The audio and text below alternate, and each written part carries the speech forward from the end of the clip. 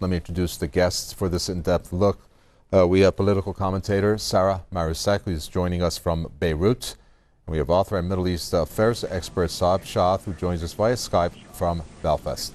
I'd like to welcome both of you to this in-depth look of the 16th NAM Summit. Let's get one thing out of the way first, Sarah Marusek, if you can expand on that for us, and that is the fact that prior to this, it was the media, mostly Western media, that was citing Iran to be isolated.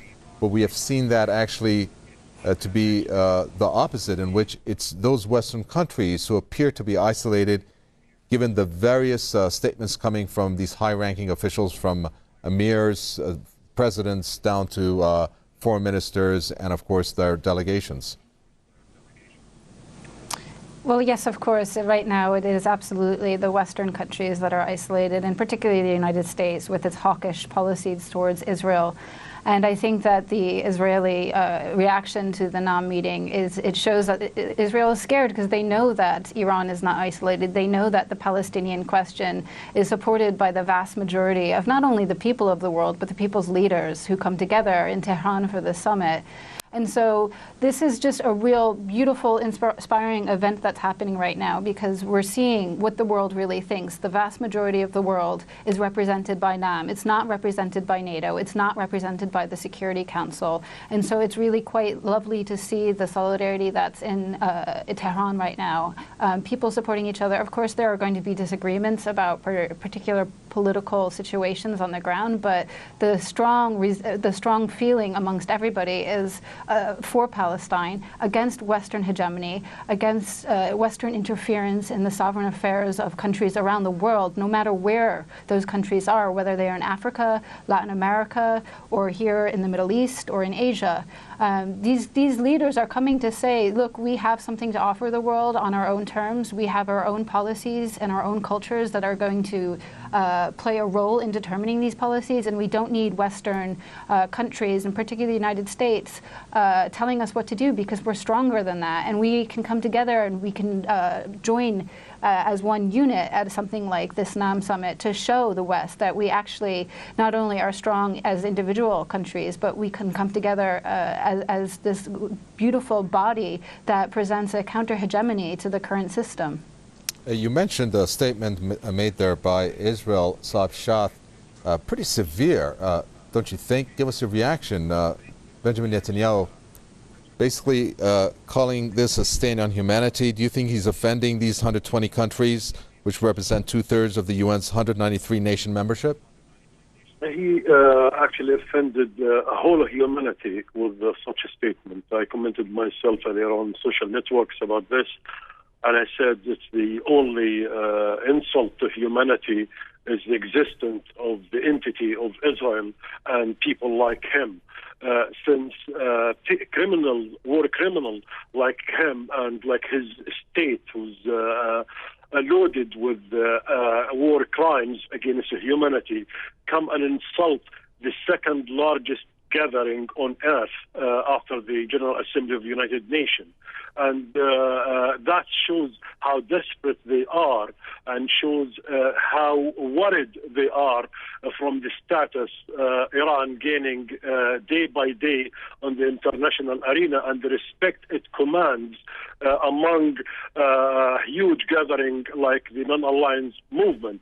And Iran, what worries them while they are screaming the Zionist leaders for the last maybe a couple of years of they're going to attack, they are not going to attack, they want to wage wars, and they see the defiance of the Iranian and their progress in developing their country and helping other nations as well to develop their own economies and their own human resources, and championing the causes of the people who's facing injustices like the Palestinians Palestinians. That in its own showed the Israelis and their masters, the Western leaders like Obama and the British Cameron, they are not succeeding in stopping Iran from developing its industrial base, from developing its high-tech technologies, which showed how advanced it was when they hacked into the American drone and landed it safely in Iran.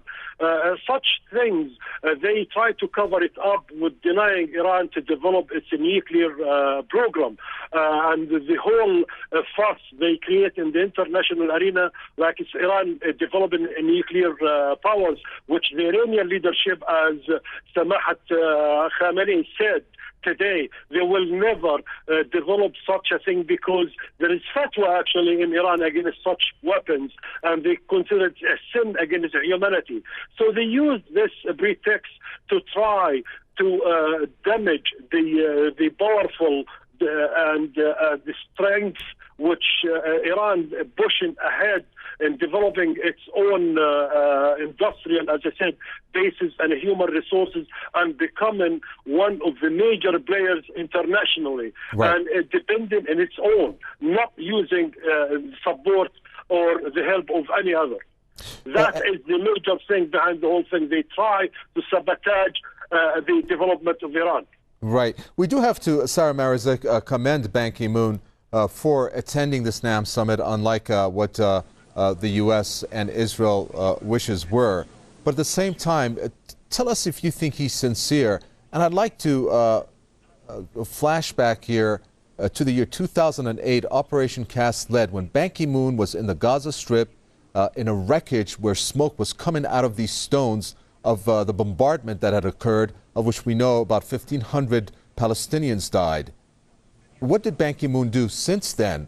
Why should we believe his sincerity when during his statements he criticized Iran for criticizing Israel, at the same time not mentioning Israel for having nuclear weapons and not mentioning Israel for what it's doing in the occupied territories? So the big question mark of his sincerity comes into mind here. What do you think? I think it's always a very good decision. Go ahead, Sarah Marizek. I think it's always a very good decision to question the sincerity of any leaders of the United Nations, because their arms are tied by the Western interests. And so, of course, I don't know Ban Ki-moon personally. It's wonderful to see him in Tehran right now. But his history, his past, is not reflective of any sort of push for a greater system of social justice for the world, and particularly those who are marginalized cruelly in Palestine or in Iran. Like your other guest said, you know, what is happening, these sanctions against Iran are really, that's the stain on humanity. This is completely unfair and ridiculous actions that are being taken by the United Nations Security Council. And Ban Ki-moon, of course, doesn't control the Security Council, but he certainly abides by their wishes and does their bidding. However, at the same time, his presence in Tehran right now is also a sign that, you know, perhaps, you know, this is a signal to the hawks in Washington and in Tel Aviv to say, well, actually, this, you know, Iran is a strong political player. They have a right to pursue nuclear technology for peaceful purposes, and all of these countries around the world support Iran's right to do so. And so we have to engage not only in these other countries and their interests, but also we have to talk to Iran, and we have to deal with Iran on a diplomatic level and treat Iran as a country with the dignity that it deserves. And I think Ban's attending the conference right now signals that this is a possibility. Of course, it's a hope still, because the current systems that are in place are very much stacked with the Western corporate interests and the Israeli Zionist interests. And so it's going to be a challenge to sort of deconstruct these institutions and to reform them in the necessary way in order to give greater voice to the people around the world and to stop these injustices that are happening against countries like Iran, countries like Syria, and in Palestine, of course, one of the most egregious injustices injustices of all. And I think that, these are steps that they seem small, but they have to be taken. And I think that collectively they'll amount to a great change in the way the world is run. The Western powers are definitely failing. They're not only failing, internationally with solving the world's problems, but they're also failing within their own countries. And the European Union is in near collapse. And in the United States, we have such high unemployment and such high dissatisfaction that we don't even know who's going to come out to vote in our next elections. And so I think that, the Western countries would be better placed to look at their own particular problems and try to solve them, and that other countries and other institutions and international relationships can come and fill their place. And I think that the NAM summit is the first step towards there. It's not the first step, actually. There have been many steps before this, but it's a clear step ahead. And I think that this is a very significant meeting. And Saab Shah, really, this is not really, or shouldn't, it doesn't have to just be about Iran. So let's come out of that sphere in our conversation and look at what Iran is proposing, which it has been demonized, the country, the Islamic Republic. But what, for example, Iran's leader has said, global disarmament. He's called for a nuclear-free Middle East. We have Iran's President Mahmoud Ahmadinejad calling for how the world is in need of a mechanism in which everyone has a share of participation in global management. Now, the key is going to be how Iran is going to gather NAM countries behind it, since it's holding the presidency, in order to be unified, to bring these issues and then resolve them in order to have solutions to them. Of course, Iran has been very vocal about these issues. How will Iran get other countries, NAM countries, to be as vocal and then move towards a solution?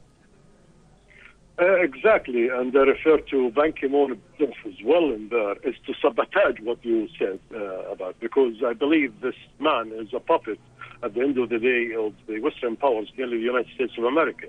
And they wanted to try to sabotage this gathering in trying not to bring a lot of countries behind Iran. Since now members states can have a positive impact on the world economic situation, especially the crisis that is wreaking havoc now in the world, particularly Europe and the U.S. And while the world powers, especially the Western imperialists, as we notice, as we know, are mismanaging the affairs of the world and using international organizations such Ban Ki-moon's UN Security Council and the World Bank and IMF and others against other countries like members of non-aligned movements, NAM, in order to secure their own national interest. That's what they are after. They would like to sabotage any sort of consensus from NAM to support the Iranian proposal, and they'll try to buy and sell again within NAM using the United Nations chief to try to persuade some countries not to back up the Iranian ideas, which will lead for a new world order. NAM members have to act and to help in configuring actually a new way in running international affairs and to sustain peace and security worldwide and to guarantee their own interests. So what the Iranian leadership is proposing right now is to help sustain stability and peace worldwide. And Sarah Marizek, given the fact that this unity needs to be established between not only NAM countries, but then for Iran to bring them behind all the different proposals which were adopted in this communique, it's a big task for Iran. On the agenda was Syria, of some of the priorities, of course, a nuclear-free Middle East and a global disarmament that has been called, and not to mention, of course, the action plan, which I'm not too sure if you're aware, which Iran has pointed to 5 steps. Do you think that Iran, being that it's in the lead, is going to have enough time to tackle these issues, of which I just mentioned 3, of which there's many, given the fact that there's only 3 years that it's going to be holding the presidency? Well, of course, Iran faces significant challenges, and this is going to be very difficult. But they don't need to solve these problems. They don't need to find the solution now. They just need to set in the right mechanisms to create better solutions than the current. The problem with the international organizations right now is that they're incredibly biased, and they don't represent world opinion. And so Iran could actually play a very strong role in the NAM, as a leader of NAM, in addressing this imbalance and correcting it by pulling in the voices that really matter, the world voices, the majority of the population around the world, and they could actually offer intriguing and better solutions to these problems. And so it doesn't necessarily need to get solved in three years, but these institutions need to be built, and these voices need to be listened to, and the cultures developed. And over the short time, Iran can play an incredibly positive role, not only attacking these particular problems, but around the world in offering new inspiration to bettering the international systems of global governments, of democracy, and all of these institutions that are supposed to be looking after us human beings, that are supposed to be promoting human dignity, but which are not, as President Ahmadinejad pointed out. We need to put the focus back onto the human and to the dignity. And for this, it really requires the people of the world to speak out. And Iran is in the position right now to facilitate this happening. Thank you very much. We're going to have to leave it there. Sarah Maruzek, political commentator, along with Saab Shath, there from Belfast. Thank you for your comments, which brings us to an end for this in-depth look at the 16th NAM summit being held here in Iran's capital, Tehran.